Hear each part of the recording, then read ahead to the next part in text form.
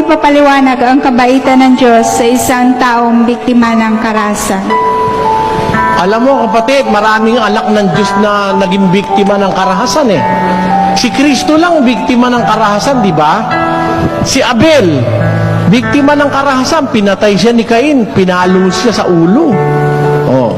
Si Esteban, pinato hanggang mamatay, si Evangelista Esteban. Si San Juan Bautista, pinutulan ng ulo.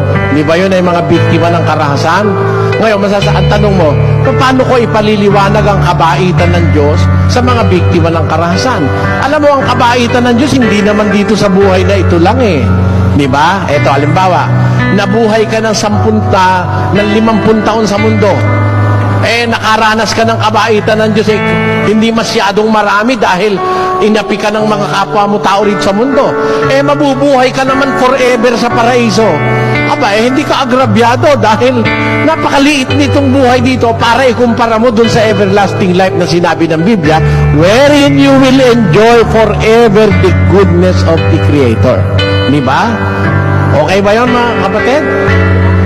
Kaya kahit na dinahas ka rito, ginahasa ka, pinatay ka pa, huwag kang mag-alala, basta't ikaw lang gumagawa ng mabuti at naglilingkod ka sa Diyos. Patayin ka man ng mga tao, pagdating naman sa kabilang buhay, nandun lahat, mai-enjoy mo ang kabaitan ng Diyos. Pakinggan mo nangyari dun sa pulubi na si Lazaro. Ganito ating mababasa.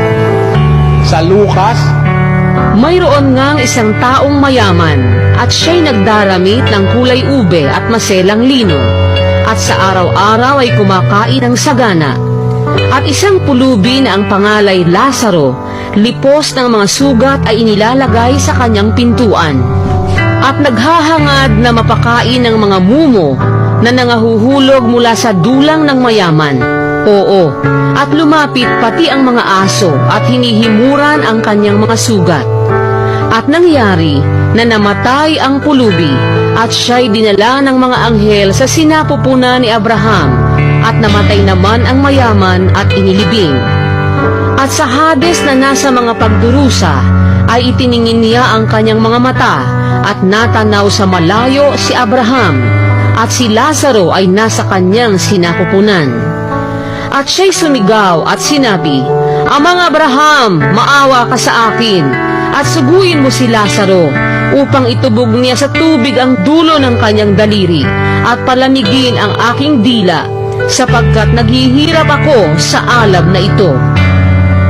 Datapwat sinabi ni Abraham, Anak, alalahanin mo na ikaw ay tumanggap ng iyong mabubuting bagay sa iyong pamumuhay at si Lazaro sa gayon ding paraan ay masasamang bagay. Tatapat ngayon ay inaaliw siya rin at ikaw ay nasa kahirapan. Ayun, ang maliwanag na nangyari doon sa dalawang tao. Yung isa api-apihan sa lupa, yung isa naman mayaman. Nung dumating sa buhay na wala hanggan yung mayaman pinahihirapan, si Lazaro naman inaaliw. Ayun, kaya walang agrabyado ron, kapatid. Okay po? Okay na? Thank you po. Salamat. Maraming salamat.